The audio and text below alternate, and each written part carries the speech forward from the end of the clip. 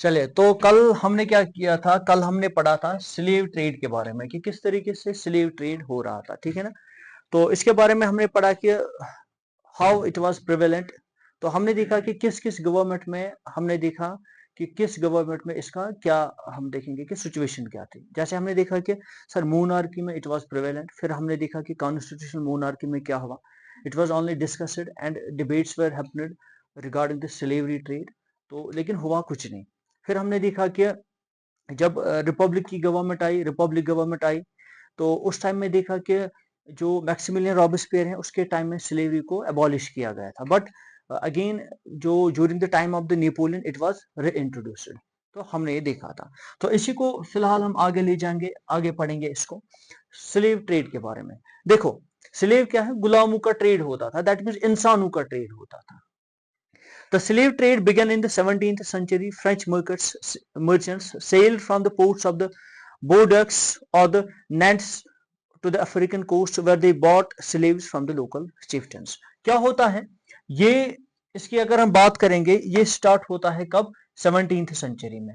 तो ये trade 17th century में हो रहा था। और किस तरीके से, एक मिनट आप वेट करना, इसको पहले इसकी सेटिंग करेंगे, ठीक है। अब देखो क्या होता है, French merchant sailed from the ports of the, French merchant जो थे, फ्रांस के जो बिजनेसमैन थे, वो क्या कर रहे थे, वो अफ्रीकन कोस्ट में जो सेल कर रहे थे, जैसे हम यहाँ पे भी देख सकते हैं, यहाँ पे देख सकते हैं, दिस इज अफ्रीका। और फ्रेंच मर्चेंट्स क्या कर रहे थे, फ्रांस के मर्चेंट्स इस तरीके से जो आ रहे थे, ये मैंने कल बोला था, ये ट्रेड जो है ट्रायंगल में होता था, ठीक है ना। ये अमेरिका में हो रहा था, ये यूरोप में हो रहा था, और असल में ये कहाँ से ला रहे थे, ये ला रहे थे जो है अफ्रीका से स्लेव्स को ला रहे थे। वो ब्लैक पीपल जो होते हैं ना, उनको पहले से बेचारों को स्लेव बना के जो लाता था, लाया जाता था। मैंने आपको बोला सर स्लेव स्लेव की जरूरत क्यों पड़ती थी, क्योंकि कुछ ऐसे आइटम्स थे जो हमने कल बात की, कुछ गुड्स की, जैसे तंबाकू है, हमने इंडिगो की बात की, और कॉफी की बात की। वो क्या है, कैरिबियन इलाकों में उनकी हाई डिमांड थी। लेकिन एक चीज वहां पे मसला था, स्कैरसिटी, और we can say lack of labours. तो लेबर नहीं मिल रहे थे। तो उन्होंने क्या किया, they were compel to bring the labours, labours क्या, स्लेव्स ही उन्होंने लाए, कहां से, अफ्रीका से, और उनसे वो काम करवाते थे। तो यही हम यहाँ पे देख रहे हैं, क्या देख रहे हैं, तो इस तरीके से जो जो हमने इस मैप पे भी देखा, तो वो मर्चेंट सेल कर रहे थे, समुद्री सफर कर रहे थे अफ्रीकन कोस्ट तक, और वहां से वो, वहां के चीफ टर्न्स जो कि वहां पे, जो वो, हाँ, चीफ जो थे, वहां से स्लेव्स को लाया जाता था। तो हम क्या देखेंगे, जो फ्रेंच मर्चेंट्स हैं, और सबसे पहले स्टार्ट कब हुआ है, 17th सेंचुरी में, ठीक है ना, सेंचुरी। है क्या इसमें, सर इसमें जो फ्रेंच मर्चेंट्स थे, कौन से थे, French merchants, what they doing, they sold to, कहां पे, अफ्रीका में, अफ्रीकन कोस्ट, अफ्रीकन कोस्ट में वो सेल कर रहे थे। कोस्ट भी नहीं, समंदर का जो ये सतह होता है, वहां पे वो ये कर रहे थे।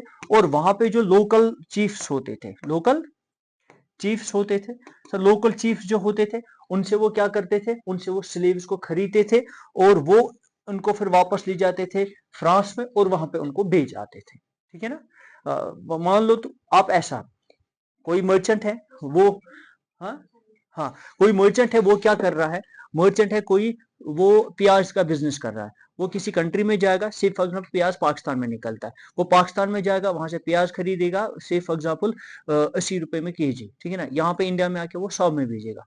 Same was happened with the humans, this is human trading.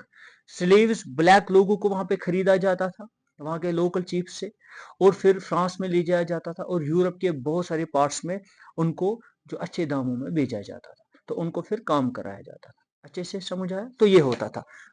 Move to third point, branded at the shackled, the slaves were packed tightly into the ships for the 3 months long voyage across the Atlantic to the Caribbean. Caribbean पता ही है, Caribbean वो इलाका है जो हमने कल देखे थे कुछ, और वहां पे डिमांड्स हाई थी लेबर्स की, और कुछ गुड्स की भी, जैसे तंबाकू है, इंडिगो है, कॉफी है ना, कल हमने ये देखा था।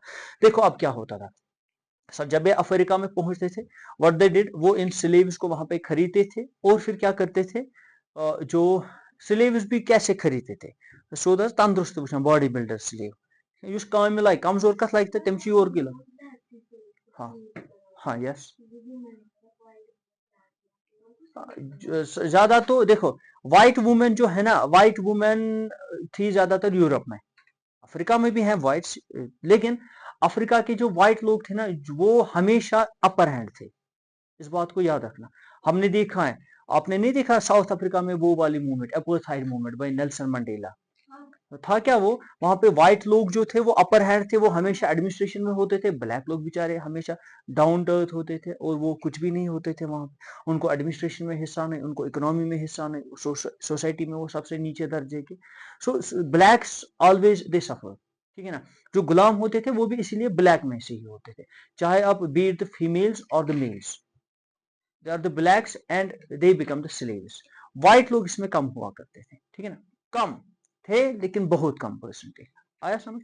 अब देखो क्या होता था, अफ्रीका में लोग गए, जैसे कि मैं बाबर बिजनेसमैन है, ये अफ्रीका में गए, इसने वहां पे ब्लैक को लाया। अब ये क्या करेगा, पहले तंदुरुस्त देखेगा, वस अर्जिम फुचमत ये लगे तक काम किन कहें, या कमजोर बूढ़ा होगा कोई, किस काम का होगा नहीं ना, तो तंदुरुस्त जवान वो ऐसे उठाते थे और उसके अकॉर्डिंग उनका प्राइस भी होता था, ठीक है ना। निमो कह फोन वो ये क्वालिटी असल, ठीक है ना, आईफोन बाकी तमी अकॉर्डिंग, जो इंसान को जब जो है मैं खरीदूंगा तो मैं उसका स्ट्रक्चर तंदुरुस्त वुचन मैं ठीक तो उसके अकॉर्डिंग वो क्या करते थे, उनको खरीदते थे। खरीदने के बाद वो क्या करते थे, वह ये गुलाम यह थवन बह हाई क्लास सीट पर बहनत, ठीक है ना, उनको टाइटली मान लो जैसे जानवर को कैटल को करते थे ना पैक गानस में, वैसे ही शिप में जो धकेला जाता था, टाइटली पैकेट शिप होते थे, और वहां पे ये सफर अब चलता था। और सफर क्या चल रहा था, ये मान लो यहां से उठा के ये जो इतना सफर है ना, इतना सफर है ना, ये यहाँ तक, या कभी कभार ऐसे इधर तक, ठीक है ना, ये या ये ले लो, ये जो ये सफर होता था ना, ये 3-3 महीने का सफर होता था। And the sleeves were tightly packed into the ships. उनका क्या हाल हुआ होगा, 3 महीने, नॉट अ जोक। ये जब हम कभी सफर करते हैं दिल्ली तान गसान, अगर बाय रोड इंसान का 9-10 घंटे लगा हाँ, जुदा था 24 घंटे लगा, जुम तान लगा 9 घंटे 8-9 घंटे, क्या हाल होता है इंसान का, वो भी आराम से कंफर्टेबल सीट पे बंदा बैठा हुआ। अब 3 महीने गुलाम ऐसे बैठा हुआ है टाइटली, यहाँ से दूसरा बंदा, यहाँ से दूसरा बंदा, यहाँ से, अब 3 महीने सफर करने जाना है, खाना ऐसे, पीना ऐसे, सब कुछ। आप देखो कि उनकी हालत क्या होती हो, कौन सा रेस्ट करेंगे, ये स्लीव्स हैं, थोड़ी सीट इनके लिए होगी। तो आप देखो कि इनका बुरा हाल था, ठीक है ना, बहुत सारे इसमें वहीं से जो है रास्ते में मर जाते थे। कौन सा फीवर दिखा से कौन सा डॉक्टर आएगा समंदर के बीचों बीच में, तो आप देखो कि इनका क्या हाल हुआ होगा। तो इस जो है क्या होता था, इसमें ऑलमोस्ट इनको जो है 3 मंथ का ये सफर होता था, और इनको क्या किया जाता था, इनको जो है टाइटली पैक किया जाता था, ठीक है ना, दे वर टाइटली पैक्ड, ठीक है, पैक्ड इनटू शिप्स। समझ आया, ये 3 पॉइंट समझ आए, okay. Move to fourth one, there they were sold to plantation workers. अब जब इनको मर्चेंट्स है ना, मर्चेंट क्या करेंगे, इनको तो बिजनेस ही यही है। से फॉर एग्जाम्पल कोई ओनियन का बिजनेस करा, वो थोड़ी घर में सारा रखेगा, वो इसको मार्केट में बेचेगा। Same were done by this merchants. Merchants क्या कर रहे थे, they sold these slaves to the plantation workers. What is this, plantation owners, जो भी वो खेती बाड़ी के मालिक हुआ करते थे, जो इंडिगो का जो प्लांटेशन क्रॉप उगाते थे जमीनों में, जो कॉफी का और शुगर का, जो भी वहां पे तंबाकू का जो भी बिजनेस वहां पे डिमांड में था, उनको लेबर्स की नीड होती थी, और वो क्या करते थे, इनको सेल करते थे, ठीक है ना, ये सोल्ड आउट होते थे वहां पे, और फिर वो जाने और ये जाने, फिर मर्चेंट को इसके साथ कोई कनेक्शन नहीं होता था। तो आप यहाँ पे देखोगे कि इनको फिर सोल्ड आउट किया जाता था प्लांटेशन वर्कर्स को, सॉरी ओनर्स को सोल्ड आउट किया जाता था, ठीक है। The exploitation of slave labor made it possible to meet the growing demand in European markets for sugar, coffee and Indigo. जो इनके साथ ही एक्सप्लॉयटेशन हुई, एक्सप्लॉयटेशन हमने देखी, कम दामों पे इनको लाया जाता था, इनके फैमिली को कुछ ही पैसे दिया जाता था और एक्सप्लॉयटेशन होती थी इनके, इन पे पूरा ना जुल्म होता था।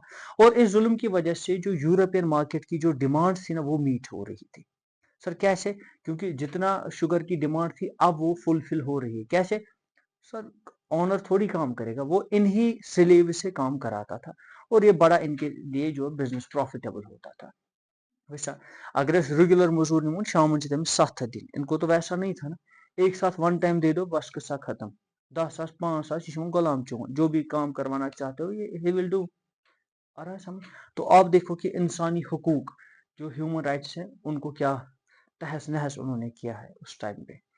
तो इसके बाद लेकिन एक बात याद रखोगे, स्लीव्स जो है ना, स्लीव्स सबसे जो है ज्यादा इस्लामिक गवर्नमेंट में ये हुए, फ्री हुए। फ्री ही नहीं, इवन स्लीव्स हमने देखे कि बादशाह भी बने, किंग भी बने, इसमें इतनी राइट्स दिए। अच्छा हम देखते हैं कि हुजूर सल्लल्लाहु के टाइम पे स्लीव्स अलो था, है ना। उसके वना सर स्लीव, अच्छा स्लीव रखना अभी भी क्या है, हराम नहीं है इस्लाम में, इस चीज को याद है। हाँ, ट्रीट भी, लेकिन राइट्स भी है ना, स्लीव्स की भी राइट्स हैं, ठीक है ना। अच्छा स्लीव्स को अभी तक क्यों रखा गया है, तो आप जो है बहुत सारे मौलवी साहब का आप वीडियो देख लेना कि क्यों रखा गया है, इसके पीछे भी एक फिलॉसफी है। लेकिन अगर हम देखेंगे कि इनके राइट्स कितने रखे गए, ठीक है ना, आप देखोगे कि जो बिलाल हबशी, ठीक है ना, क्या है, स्लेव था। आप देखो इस्लाम में दर्जा कहाँ पे, सबसे पहले जन्नत में कौन, वही जाएगा, है ना। तो बहुत सारे आप देखो कि वो हमसे कई गुना बेहतर है, ठीक है ना। अगर जो स्लेव हम नहीं है, हम उसके साथ कंपेयर कर ही नहीं सकते हैं, इतनी उसकी अमल है। तो इस्लाम में ये नहीं कि ब्लैक है, काला है, स्लेव है, क्या है, नहीं, अमल जिसकी अच्छी है, डीड्स जिसके अच्छे है, उसी का दर्जा अच्छा है ना। तो आप देखोगे बहुत सारे स्लेव्स, जो कुतुबुद्दीन ऐबक, बहुत सारे स्लेव्स थे जो कि जो स्लेव थे, बादशाहों के स्लेव थे, लेकिन फिर बादशाह बन गए। बन सकता है गुलाम कोई बादशाह इस वाली कंडीशन में, नहीं बन सकता, लेकिन इस्लाम ने इनको इतना दर्जा दिया, ठीक है। तो आप देखेंगे इसकी भी बात यहाँ पे करेंगे। पोर्ट सिटी जो थी, पोर्ट सिटी जहाँ पे जो समंदरी पोर्ट थे, ठीक है ना, वो थी बॉर्डेक्स थी, नेंटिस जिसकी हमने ऊपर बात की, honoured their economic prosperity and the flourishing same trade. Port city जो थी ना वहां पे भी economic prosperity I, that means वहां पे भी बिजनेस बढ़ेगा ना। स्लेव्स का ट्रेड जहां पे होगा वहां पे तो और भी ट्रेड बढ़ेंगे। से फॉर एग्जाम्पल किसी बंदे को होटल डालना होगा खाने के लिए, ठीक है ना, तो इस वाले इलाके में इकोनॉमिक प्रॉस्पेरिटी आई। ऐसे समझाऊंगा, लाल चौक में जो है कोई डॉक्टर बैठता है, ठीक है ना, अत अंद पक ब्याक मेडिकल शॉप बोलते बचा, ठीक है ना, और धीरे धीरे गाड़ी वाला भी बचता है, सुच पेशेंट या बाकी। तो इससे क्या होता है, एक चीज की वजह से दूसरे ट्रेड भी फ्लोरिश करने लगे। तो इससे क्या होता है, इसमें एक इलाके का इकोनॉमिक फ्लोरिश होता है, इकोनॉमिक प्रॉस्पेरिटी बढ़ जाती है। So same was happened with these ये port cities like the Bordeaux and the Nantes. आया समझ? तो ये इनके साथ भी इकोनॉमिक प्रॉस्पेरिटी बढ़ी, ये हमने देखा। ये देखो नेम्स इधर है, मर्सलीज इधर है, दैट मीन्स ये फ्रांस है, ये वो मेंट्स ये पेरिस है इधर, ठीक है। अब देखो, अब यहाँ पे ये हमने ये देखा, तो फिर भी एक बार इसको डिस्कस करेंगे। ये मैंने स्टार्टिंग में इसी लेक्चर में आपको बोला भी, लेकिन फिर भी आप याद रखोगे। देखो पहला पॉइंट सर, जो ओल्ड रिजीम थी, what was old regime, old regime was aristocratic regime, और we can say it was the monarchial system, ठीक है ना। सर जैसे जब हम बात करेंगे फ्रांस की, बॉर्बन डायनासिटी फ्रांस में थी, जिसमें लुई 16 भी एक बंदा आया 1774 में। तो ये यही है, मान लो आप इसमें इसमें लिखोगे ओल्ड रिजीम थी यहाँ पे टिल 1789 तक। आया बेटा समझ? जब लुई 16 को उसके पावर्स छीन दिए गए। अच्छे से आया समझ? अच्छे से आया समझ? तो हाँ सर, ओल्ड रिजीम में स्लेवरी की क्या पोजीशन थी, ठीक है ना, क्या वो चाहते थे। अब देखेंगे sir, throughout the 18th century, that means इस पूरी 18th सेंचुरी में क्या किसने किया, हम्म, हाँ हाँ,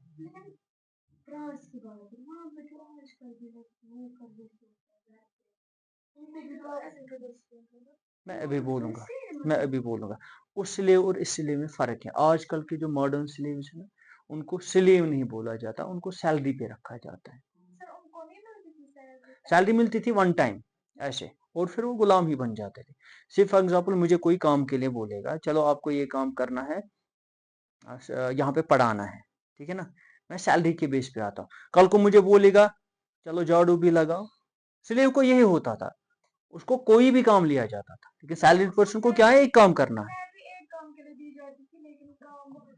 सैलरी नहीं, वन टाइम दिया जाता था, सोचपत गुलाम ही बनाते, उसका एक ऑनर, हाँ हाँ, खरीदा जाता, उसका एक ऑनर बन जाता था, ठीक है ना। मेरा कोई ऑनर नहीं है अभी, ठीक है ना, या हमारे यहाँ पे कोई ऑनर नहीं है, लेकिन स्लेव अभी भी चल रहे हैं। मैं अभी भी देख रहा हूँ कि दरा साइड में एक के पास स्लेव था, वो उसको बहुत ही तंग वगैरह करता था। तो है, बहुत सारे कंपनीज आज भी स्लेव्स प्रोवाइड करते हैं, खासकर इंडियंस को। तो इस पे तो गवर्नमेंट को सोचना चाहिए, इनके भी राइट्स होते हैं जो कि पूरे इनसे स्नैच किए जाते हैं। अब देखो इधर ओल्ड रिजीम में इसकी क्या पोजीशन थी। ओल्ड रिजीम में आप सिंपली ये बोलोगे sir it was prevalent. Prevalent mean sir चल रहा था, थोड़ा बहुत इस पे क्रिटिसिज्म हुआ था, लिटिल क्रिटिसिज्म वाज देयर।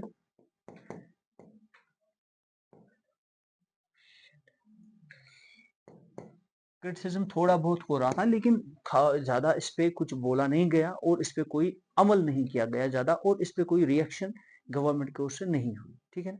चल रहा था, स्लेव सिस्टम ठीक से चल रहा था।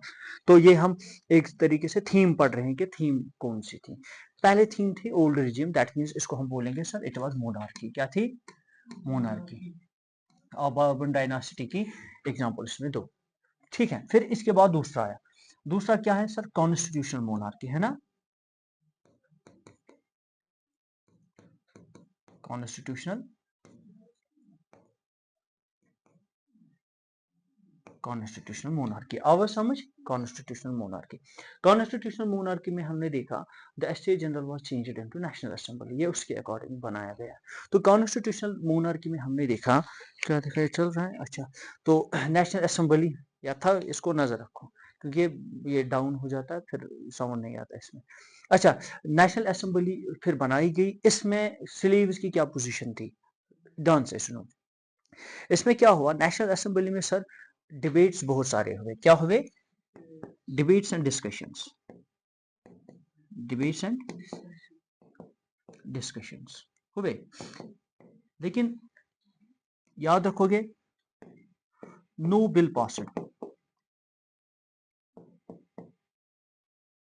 नो बिल पास्ड, और वी कैन से कोई भी इसमें जो है लॉ पास नहीं हुआ, बिल के बदले में लॉ लिखोगे। सर कोई भी लॉ पास नहीं हुआ, इसका reason, national assembly if they are keen to abolish it, ठीक है ना, why they didn't abolish it, मसला क्या हुआ, उन्होंने स्लेवरी सिस्टम को बैन क्यों नहीं किया, इसका आप पहले ऐसे सुनोगे।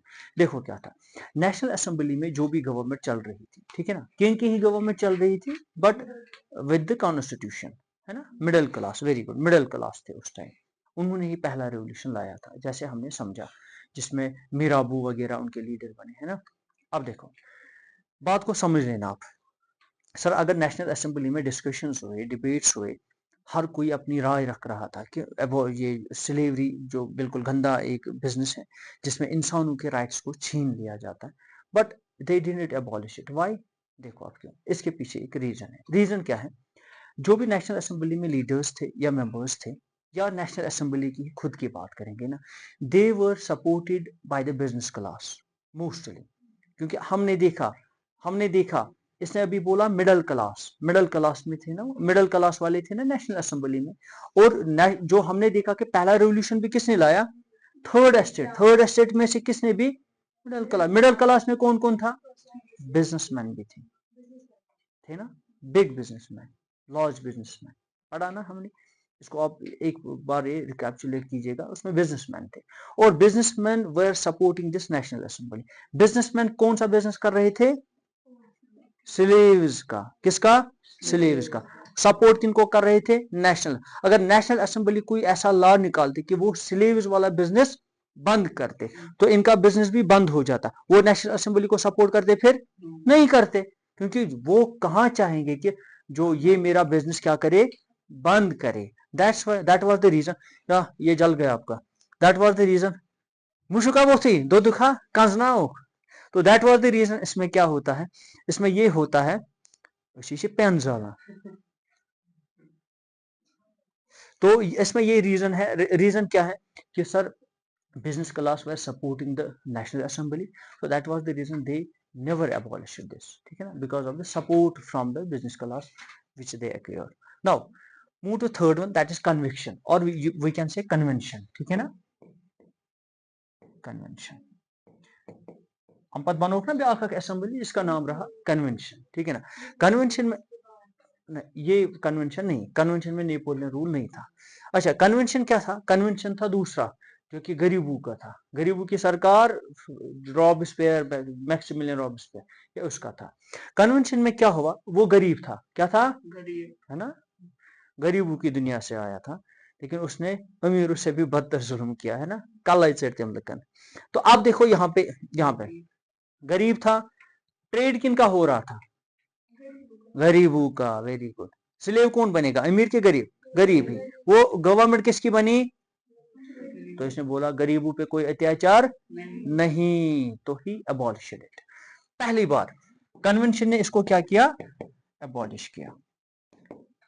सर मैक्सिमिलियन रॉबस्पेयर द ग्रेट, फिलहाल एक काम अच्छा किया। तो इसने क्या किया, इसने इसको डेट याद रखोगे, in 1794 legislated to free all slaves in the France overseas possessions। so कब हुआ ये? 1794 में मैक्सिमिलियन रॉबस्पेयर की गवर्नमेंट में स्लेव ट्रेड को एबॉलिश किया, और ये बोला गया जो भी अभी स्लेव है उनको फ्री कर लो, आजाद कर लो, ओवरसीज वाले फ्रांस में पहली बार। समझ आया? अच्छा, now come to another government, that's Napoleonic government which established their rule in 1804, ठीक है ना।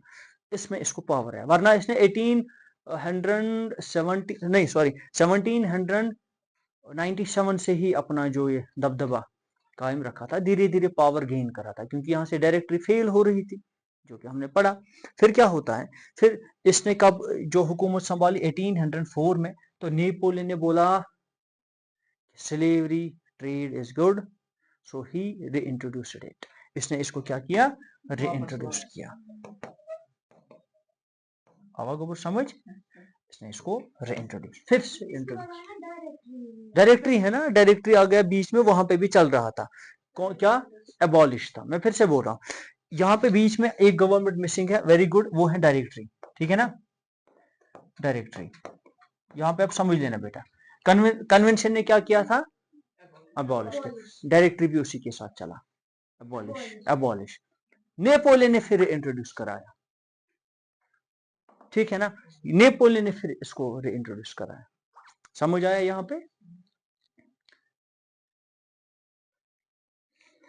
अब देखो, सो स्लेवरी वाज फाइनली, लेकिन लास्ट में ये कब एबॉलिश किया? फाइनली, जब ना पूरा सर ये किया गया, फिर फाइनली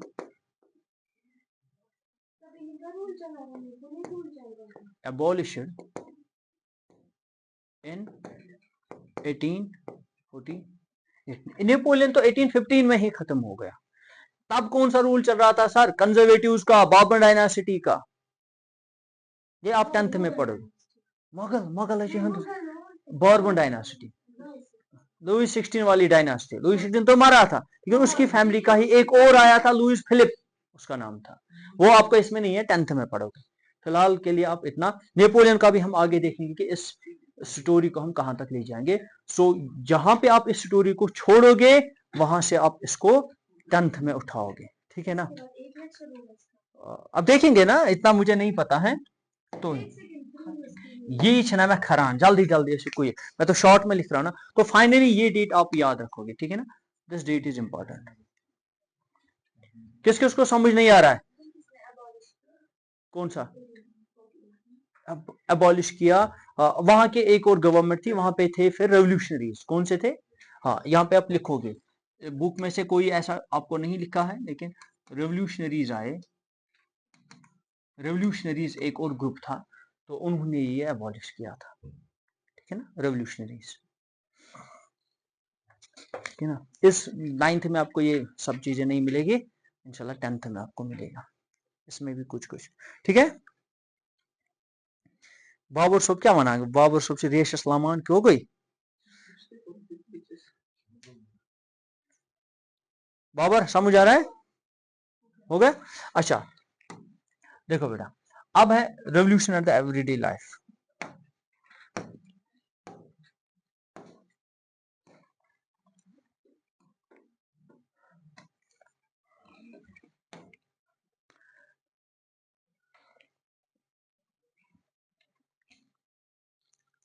देखो यहाँ पे इस टॉपिक का क्या मतलब है, रेवोल्यूशन और एवरीडे लाइफ।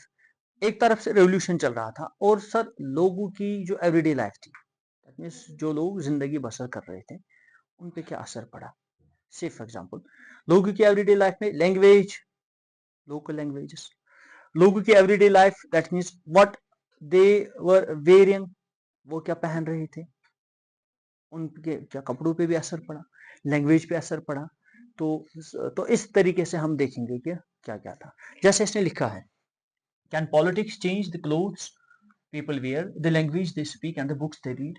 क्या पॉलिटिक्स ने वहां पे चेंज किया उनके क्लोथ्स को भी, जो वो पहन रहे थे? हाँ किया ना, हमने देखा Jacobian clubs, they wearing the strip trousers with ये रेड कैप, किया। तो क्या जो लैंग्वेज चेंज हुई? यस, आधे फ्रेंच बोल रहे थे तो आधे क्या बोल रहे थे, प्रोटेस्ट के तौर पे दूसरी लैंग्वेज बोल रहे थे। इंशाल्लाह इसको हम आगे देखेंगे। अच्छा बुक्स, हाँ बुक्स भी चेंज हुए, क्यों? क्योंकि सर कुछ ऐसे वहाँ पे राइटर्स थे, कुछ ऐसे फिलोसफर्स थे, उन्होंने बुक्स में जो अच्छी अच्छी चीजें लिखी और उसी टाइप के लोग बुक पढ़ने लगे and they were interested in those books. जैसे सर मॉन्टेस्क्यू की हमने बात की, जॉन लोक की बात की, है ना, बहुत सारे बंधु की हमने बात की, उन्होंने अपने आइडियाज लोगों तक पहुंचाए। तो हाँ, हम ये बोलेंगे sir yes, politics changed the clothes of the people, language of the people, and also the books which they were reading at that time. Now French Revolution did, yes, French Revolution did it. ठीक है ना, क्या किया French revolution ने? What the French Revolution did, changed the clothes, language as well as the reading nature of the people. ठीक है, तीनों चीजें। The revolutionary government took it upon themselves to pass laws that would translate the ideas liberty, equality into everyday practice. तो revolutionary government जो थी ना, revolutionary government की बात करेंगे, उन्होंने क्या किया, उन्होंने बोला कि क्या क्या आइडिया है, लिबर्टी इक्वालिटी की हमने बात की, है ना, लिबर्टी इक्वालिटी की हमने बात की, था ना। फ्रांस में तो इसी पे जंग थी ना कि लिबर्टी होनी चाहिए, इक्वालिटी होनी चाहिए, इक्वालिटी बिफोर लॉ, फ्रेटर्निटी होनी चाहिए, ये कुछ आइडियाज थे। लेकिन जो रेवोल्यूशनरी गवर्नमेंट थी, revolutionary government that means Maximilian Robespierre वगैरह, इन्होंने इन आइडियाज को अपने ही तरीके से जो समझा, समझा क्या, इसको एक्सप्लेन करेंगे कैसे इन्होंने समझा। देखो इसको एक्सप्लेन करो इधर आप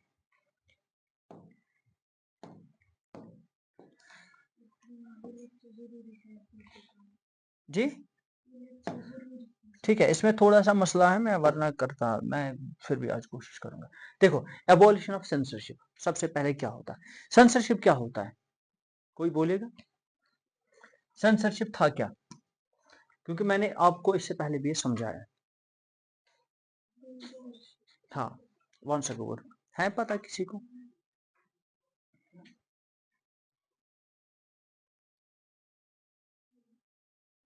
पूछो sir, what the people were going to publish, be it newspapers, be it books, first of all, they got approval, or we can say they got permission from the authority, or we can say from the administration. What type of approval or permission they got? सबसे पहले क्या होता था, जो भी वो publish करने जाते थे ना, न्यूज़पेपर में जो भी न्यूज़ आती थी या कोई भी बुक लिखना चाहता था, कोई पोइट्री लिखना चाहता था, सबसे पहले गवर्नमेंट अथॉरिटी उसको चेक करते थे, क्या इसमें कहीं पे गवर्नमेंट का क्रिटिसिज्म तो नहीं हो रहा है। अगर हो रहा है वो उसको पब्लिश होने नहीं देते। ये थी एक किस्म से सेंसरशिप। सेंसरशिप क्या था? Ban on, in other words we can say it was the ban on speech and expression of the peoples. लोग अपने आप को एक्सप्रेस नहीं कर सकते थे अगर उनके ऊपर गवर्नमेंट के ओर जुल्म हो रहा था।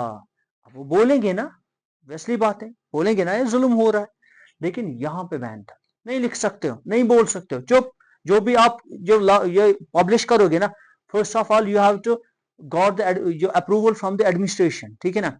जब वो आपको नोट देगी कि हाँ सब कुछ चंगा है, ठीक है, तो आप पब्लिश करोगे, ठीक है ना, चंगा, ठीक है। तो अब देखो यहां पे यही था सेंसरशिप। क्या था सेंसर एबॉलिशन, इसका एबॉलिशन हो गया।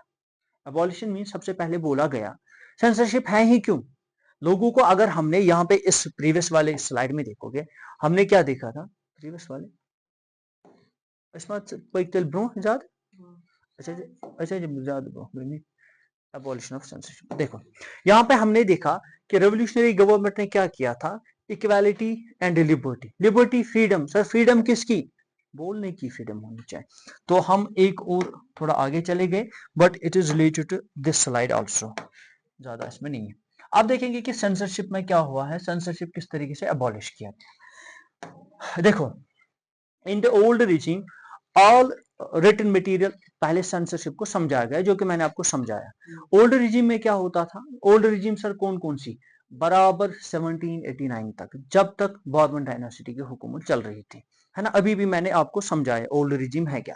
वहां पे क्या होता था, जो भी मटेरियल रिटन मटेरियल या कोई भी कल्चरल एक्टिविटी होती थी, एक होता है written material. Written material means sir books होंगे, न्यूज़पेपर होंगे, अच्छा कोई भी ऐसा कल्चरल एक्टिविटी, कहां से करा, प्ले ड्रामा, स्टेज पे आके ड्रामा करता है, अगर उस ड्रामा में ये मैसेज गई, कोई भी मैसेज जो गवर्नमेंट के खिलाफ होगी ना, उसको भी बैन किया जाएगा। दैट मीन्स आजकल के क्या होती है, मूवीज होती है ना, बॉलीवुड मूवीज। अगर बॉलीवुड मूवीज कभी कभार इनको लगता है कि इसमें इंडिया के खिलाफ कुछ बोला गया है, तो उस बॉलीवुड मूवी को सबसे पहले फ्लॉप ने उसको सबसे पहले वो ये रिलीज दिन तक की है, वो क्या बोलेंगे, ये वाला शॉर्ट कट कर लो, ये वाला शॉर्ट। जैसे एक मूवी आई थी हैदर, हैदर में बहुत सारे जो ऐसे कुछ शॉर्ट्स को कट करना पड़ा, बिकॉज वो कुछ ज्यादा ही हिंदुस्तान के खिलाफ लगता था उनको कि वो बोल रहा है। दैट मीन वो कश्मीर पे बनी थी, तो उसमें कुछ ऐसे मसले थे, उनको पहले वो कुछ जो पॉइंट्स पहले बोला कि इसको रिमूव करो, फिर उसके बाद उसको अप्रूवल मिले।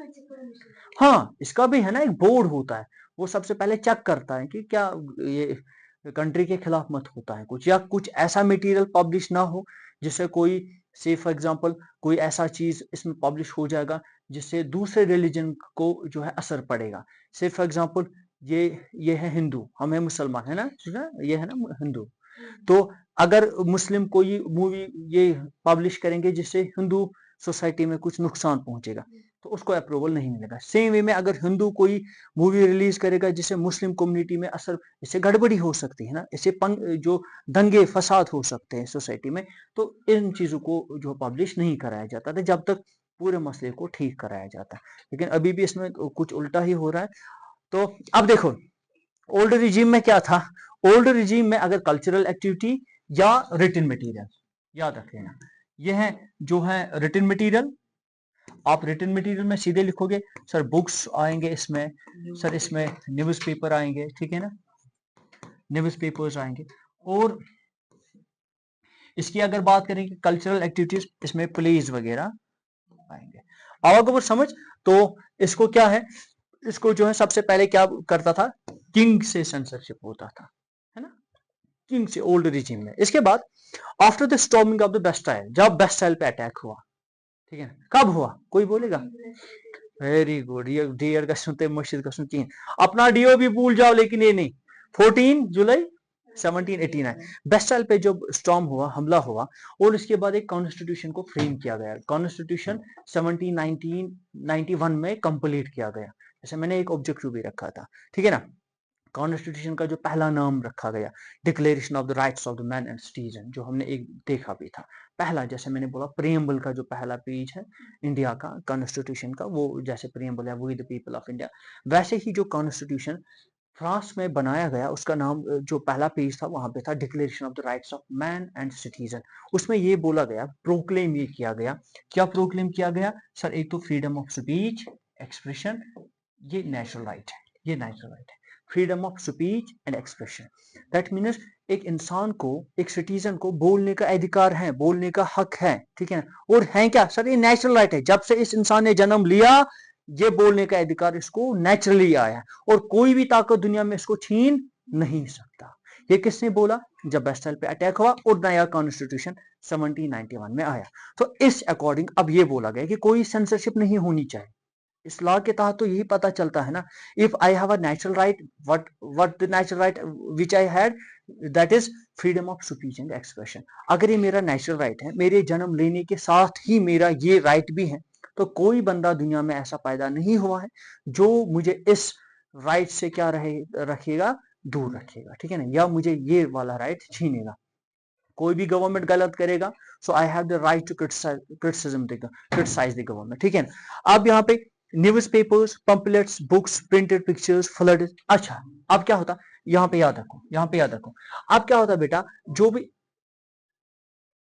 भी न्यूज़पेपर्स वगैरह है, अभी तक क्या था, सेंसरशिप। तो सेंसरशिप की वजह से क्या हुआ, सेंसरशिप की वजह से जो भी न्यूज़पेपर्स या प्लेज या बुक्स मार्केट में कम ही पब्लिश होते थे। क्यों? क्योंकि सर नजर रखते थे इन पे, ये क्या पब्लिश करेंगे। वो बोलते थे कि अच्छा, अगर मुझे सच बोलने का मौका नहीं दिया जाएगा, इससे बेहतर है चुप ही बैठो, मैं क्यों फजूल में इनकी तारीफें करूं, ठीक है ना, मैं क्यों फजूल में इनकी तारीफें करूं। तो फिर क्या होता है, जब मैंने अभी बोला after the completion of the constitution of France, when the censorship was abolished, किया गया अब एबॉलिश, क्यों किया गया abolish, because it was proclaimed as the natural right of the man and the citizens. So इसके बाद ये होता है, इसके बाद जो भी न्यूज़पेपर्स, पंपलेट, बुक्स है ना, एक किस्म का हम बोलेंगे सर, ये फ्लडेड हुए मार्केट में, बहुत ज्यादा पब्लिश होने लगे। क्यों? Because of the abolition of censorship. अब कोई नजर गुजर इन पे नहीं रखेगा। अब आप गवर्नमेंट को क्रिटिसाइज कर सकते हो, अबॉलिश के बाद आप कर सकते हो। तो इस तरीके से जो है फ्रांस के मार्केट में अब ये चीजें बढ़ने लगी, ठीक है। कल इसका आप देखेंगे कि इसका अब इम्पैक्ट क्या हुआ। बस आज